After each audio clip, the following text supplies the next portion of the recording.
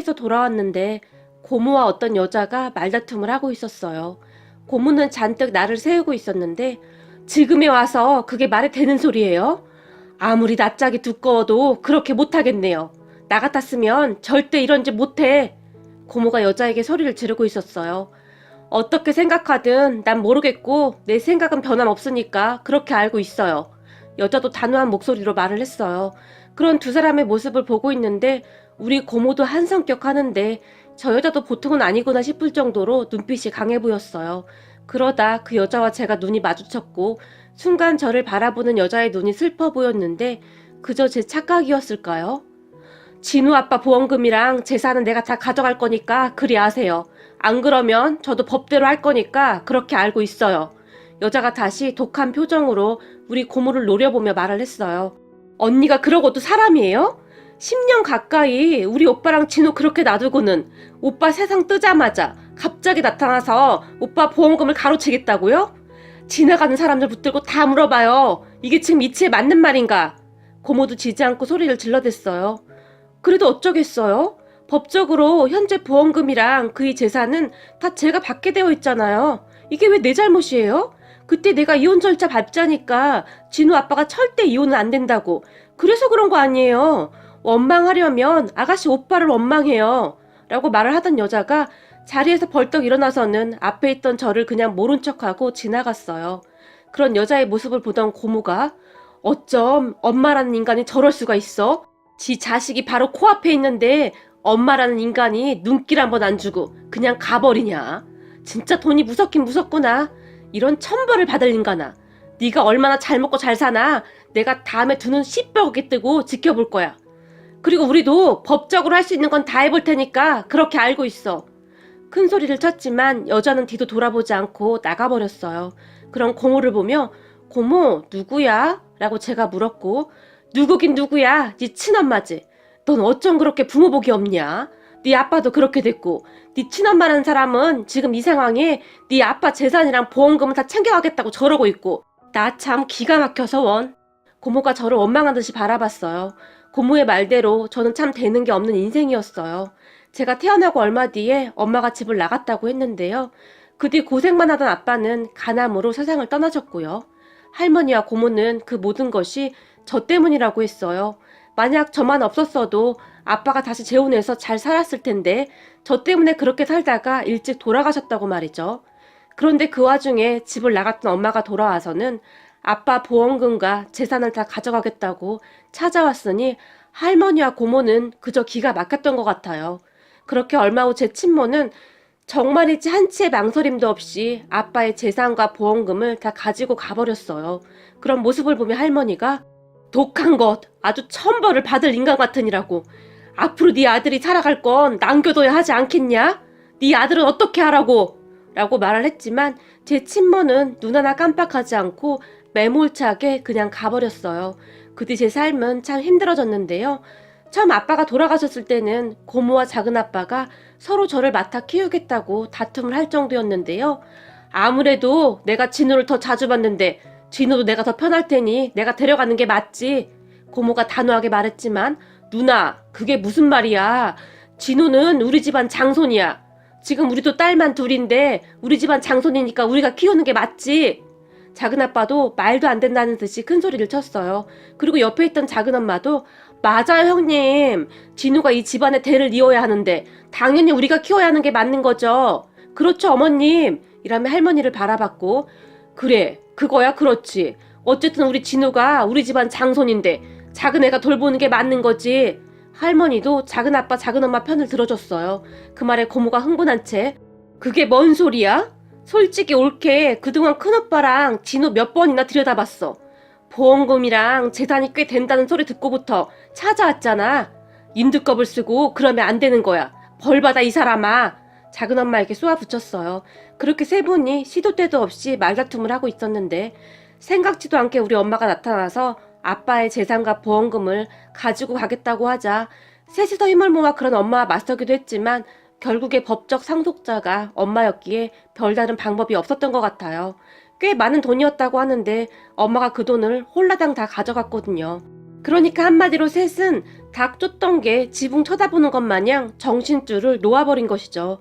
그리고는 그 뒤 아무도 저를 데려가지 않겠다며 그냥 할머니에게 떠넘기다시피 했거든요. 그렇게 저는 할머니와 둘이 살게 되었는데 할머니는 매일이 눈물 바람이셨어요. 그런 재수 옴버튼 삐리리랑 결혼한다고 했을 때 내가 더 뜯어 말렸어야 했는데 끝까지 말리지 못한 내 잘못이다 라며 눈만 뜨면 엄마 악담을 했어요. 그리고 할머니와 친척들의 끊임없는 악담을 듣고 자랐기에 저도 엄마를 참 많이 미워할 수밖에 없었어요. 하루하루 어떻게 하면 엄마에게 복수를 할까 하는 그 생각뿐이었거든요. 할머니와 살게 된 뒤로 저는 정말 힘들 수밖에 없었는데요. 우리 아빠가 돌아가신 뒤로 할머니는 저를 그저 귀찮은 존재로만 생각했으니까요. 거기다 고모와 작은아빠 내외는 그 뒤 코빼기도 안 비쳤거든요. 그런데 그나마 정말 다행이었던 것이 여러 사람들이 많이 도와줘서 그 힘든 시간을 잘 견뎌낼 수가 있었는데요. 어느 날은 학교가 끝나고 집으로 걸어가고 있는 중이었는데 동네 분식집 아줌마가 얘, 너 배고프지? 김밥 좀 먹고 가거라 라며 제 손을 잡아 끌었어요. 그런 아줌마의 말에 저 돈 하나도 없는데요?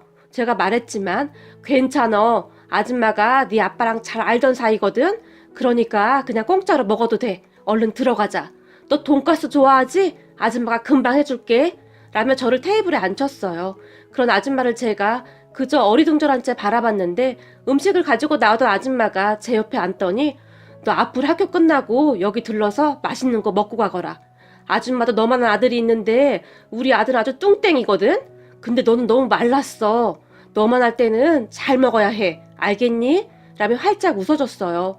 사실 갑자기 저에게 잘해주시는 분식집 아줌마를 보며 조금 이상하긴 했지만 저는 그저 맛있는 음식을 매일 먹을 수 있어서 좋았어요. 거기다 아줌마는 저에게 너 저기 문방구 알지? 내가 거기 아줌마랑도 아주 친하거든? 그래서 거기 아줌마한테 말해놨으니까 혹시 준비물 필요하면 거기 가서 필요한 거 말하면 그냥 줄 거야. 알겠니? 라는 말도 했어요. 그런 아줌마의 말에 그냥요? 돈도 안 내고요? 제가 놀라서 물었는데요. 그래, 문방구 아줌마랑 그렇게 하기로 약속해놨다. 라며 제 머리를 쓰다듬어 주셨어요.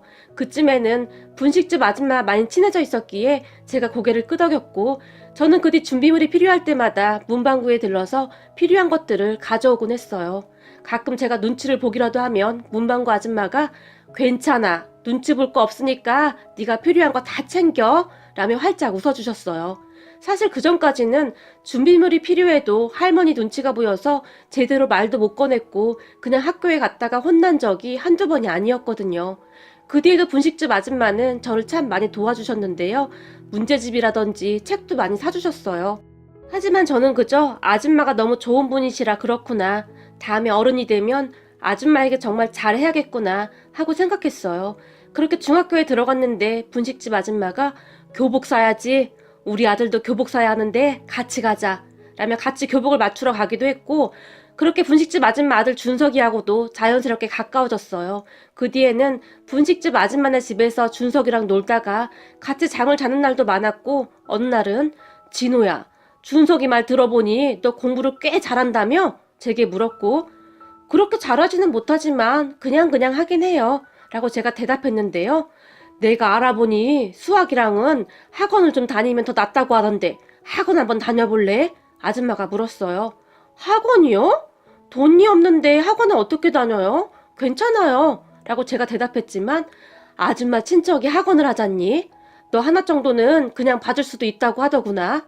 네가 공부 잘해서 좋은 대학 가면 그 학원 홍보도 되고 좋다면서 네가 열심히 한다는 조건으로 다니라고 하는데 한번 다녀봐. 라며 저를 데리고 학원에 갔고 저는 그날부터 바로 학원도 다닐 수 있게 되었어요. 거기서 고등학교 때까지 학원을 다녔고 그렇게 저는 열심히 공부해서 제가 생각했던 것보다 더 좋은 대학에 들어갈 수 있었어요. 그나마 참 운이 좋았던 건지 고등학교 담임 선생님 말로는 우리 학교 졸업한 선배 중에 성공한 사업가가 있는데 제 성적이 좋으니까 추천을 받아 제가 후원을 받게 되었다고 했어요. 제가 누군지 물어봤으나 이름을 밝히는 걸 꺼려했다고 했어요. 그렇게 대학 등록금도 문제없이 해결이 되었고요. 그러던 중에 우리 할머니가 돌아가셨는데요. 사실 저는 크게 슬프거나 하지도 않았어요. 우리 할머니는 여느 할머니와는 조금 달랐으니까요. 할머니는 저에게 애정 따위는 없어 보였거든요. 다만 저를 어디 시설로 보내지 않고 데리고 살아주신 것에 대한 감사한 마음이 있긴 했지만 그 이상도 그 이하도 아니었던 것 같아요. 그리고 할머니 장례식장에서 고모와 작은아빠 부부를 만났지만 저를 그저 투명인간 취급하며 피하기 바빴어요. 혹시나 제가 그들에게 달라붙지는 않을까 하는 걱정을 하는 듯 했어요. 장례식이 끝난 다음 작은아빠가 너도 이제 대학생이니까 네가 혼자 알아서 살 수 있겠지? 그러니까 절대 우리 찾아오지 말거라 라며 가버렸고, 고모도 나도 요즘 먹고 살기 힘들어서 또 못 봐줘 라는 말만 하고 쌩하고 가버렸어요. 하지만 저는 그 사람들을 보며 서운하다거나 그런 생각조차도 들지 않았는데요. 그들보다 오히려 분식집 아줌마가 더 가족같이 느껴졌거든요. 그렇게 저는 대학생활을 해나갔고 사실 돈 걱정은 별로 하지 않았어요. 제가 의대에 들어갔지만 그 학교 선배라는 사학과가 모든 것을 다 지원해줬기에 맘 놓고 공부를 할 수 있었거든요. 그러던 어느 날 분식집 아줌마가 저를 찾아왔어요.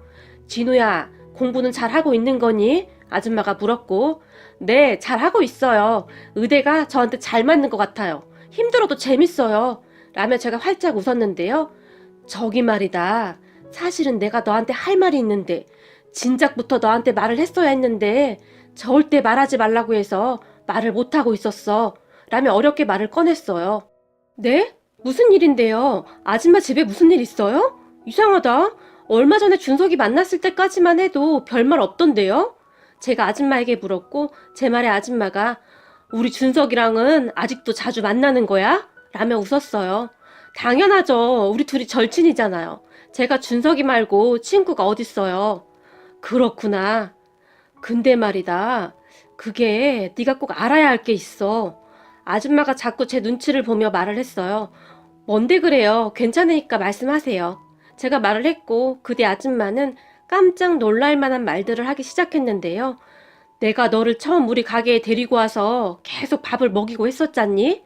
그리고 문방구에서도 네가 사고 싶은 거 마음껏 가져다 쓰기도 했고 학원도 다닐 수 있었고 라며 아줌마가 갑자기 옛날 이야기를 꺼냈어요. 그런 아줌마의 말에 그렇죠. 아줌마 덕분에 제가 이렇게 잘 컸잖아요. 조금만 기다려주세요. 제가 의사 돼서 돈 많이 벌면 아줌마 호강시켜 드릴게요.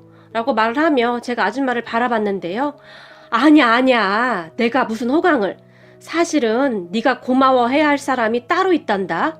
아줌마가 말을 하다가 다시 제 눈치를 봤어요. 진호야, 네가 엄마를 많이 미워하는 건 알고 있지만 네 엄마도 다 사정이 있었단다. 그래서 네 엄마가 그동안 나한테 부탁을 한 거야. 라는 말을 꺼냈어요. 그 말에 제가 아줌마, 죄송한데 저한테 그 여자 이야기는 꺼내지 않았으면 좋겠어요.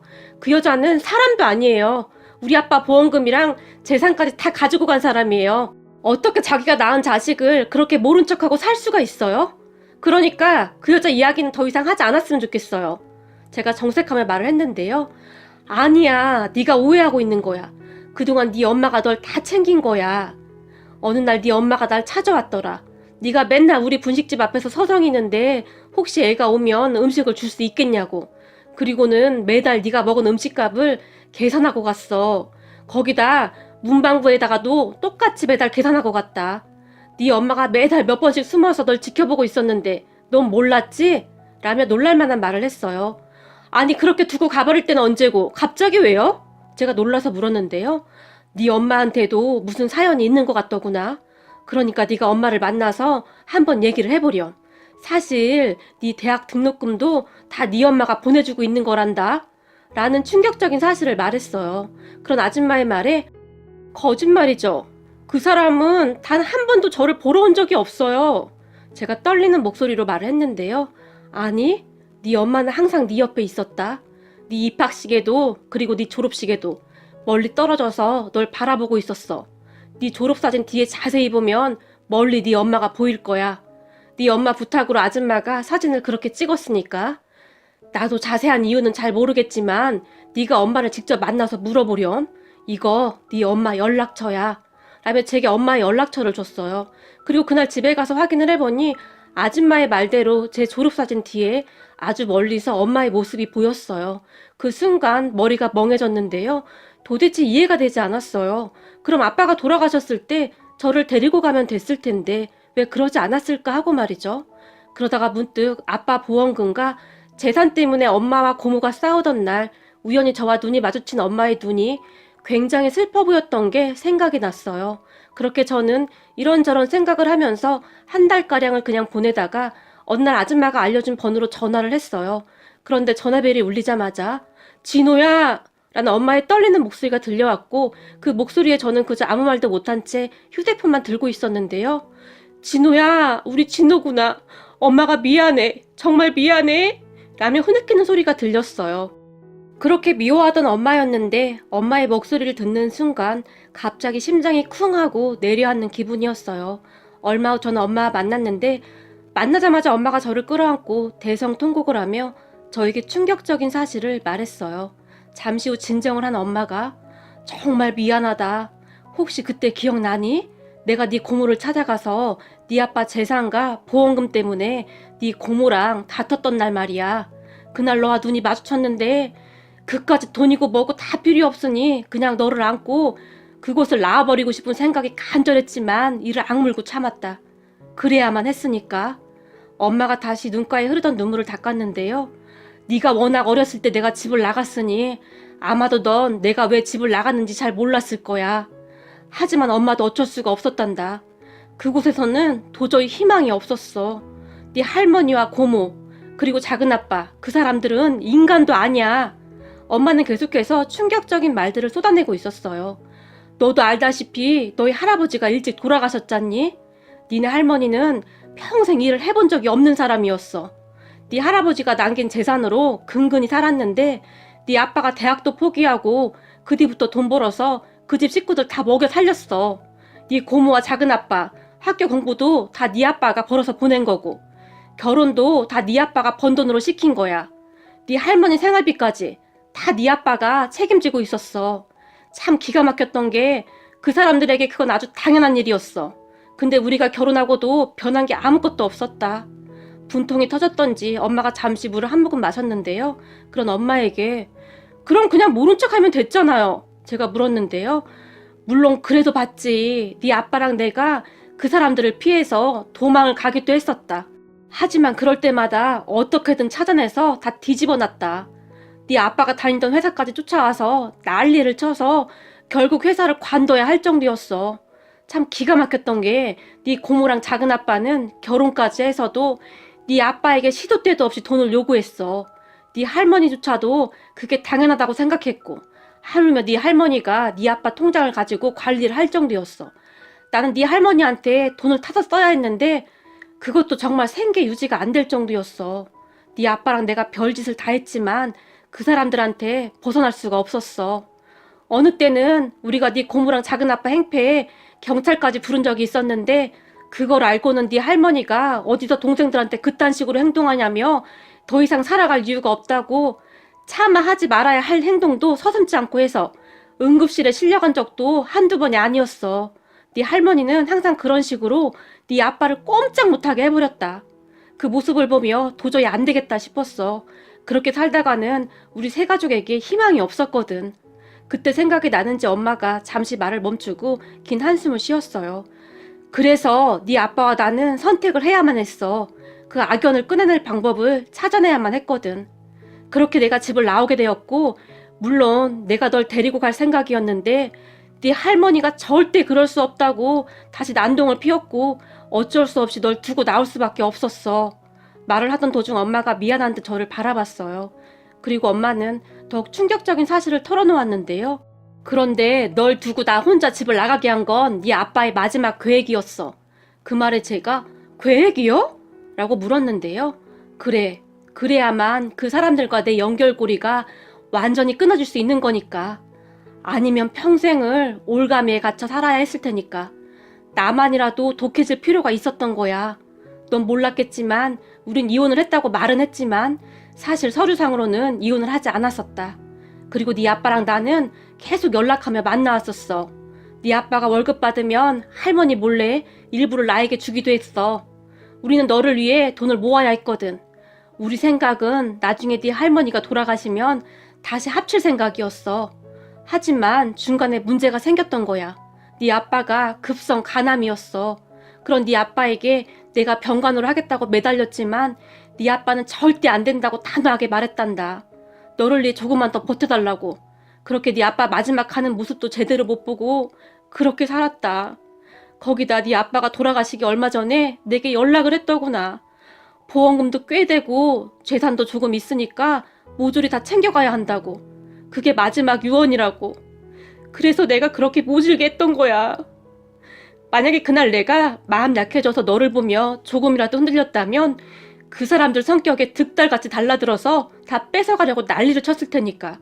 네 아빠 보험금과 재산을 받은 뒤에도 그 사람들이 나를 참 많이도 힘들게 했었거든. 내가 잠시 피해서 잠적해 있었더니 한동안 찾다가 포기를 하더구나. 그리고 난 네가 성인이 되면 너와 함께 살 생각이었거든. 엄마는 정말 충격적인 말을 하면서 하염없이 눈물을 흘리고 있었어요.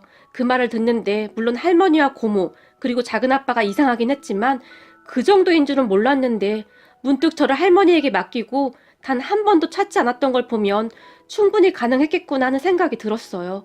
그렇게 엄마와 저는 끌어안고 한동안 눈물을 흘렸고 그 뒤 엄마 집에 들어가서 같이 살았어요. 다행히 엄마는 그동안 꽤 많이 준비를 해놨었고 아빠의 보험금과 재산 대부분은 손도 대지 않고 고스란히 가지고 있었어요.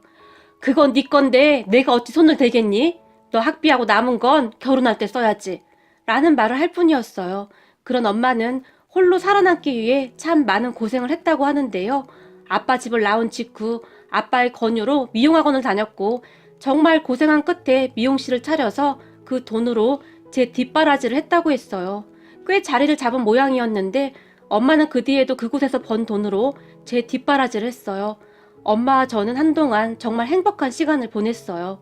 거기다 저는 정말 기나긴 공부 끝에 의사가 되었고 어느 날 엄마에게 엄마 이제 나도 돈 버니까 엄마도 미용실 그만해 라고 말을 했지만 됐거든. 엄마 밥벌이는 엄마가 할 거야. 엄마는 너한테 절대 손 안 벌릴 거다. 그리고 너 결혼도 해야 하는데 그것도 준비해야 하지 않겠니? 라며 고집을 부렸어요. 그런데 얼마 전에 제가 일하던 병원에서 고모를 딱 마주쳤는데 의사 가운을 입고 있는 저를 보던 고모의 눈에는 반가움이 가득했어요. 진우야, 우리 장손 진우 아니니? 고모가 제 손을 잡았는데요. 누구시죠? 제가 손을 뿌리치며 모른 척을 해버렸고 진우야, 나 고모잖아. 너 하나뿐인 고모! 라며 고모가 다시 제 손을 덥석 잡았는데요. 그런 고모의 얼굴이 그토록 끔찍하게 보일 수가 없었어요. 아, 저한테 고모가 있었군요. 아빠 돌아가신 뒤 한 번도 안 찾아오시길래 다 돌아가신 줄 알았거든요. 라며 제가 비웃었는데요. 예, 그게 무슨 소리니? 나야 먹고 살기 힘들어서 그랬는데 네 작은 아빠는 살만 한데도 한 번도 안 찾아간 거니? 라는 말을 했고 저 지금 바쁜데 무슨 일이시죠? 제가 관심 없다는 듯이 물었는데요.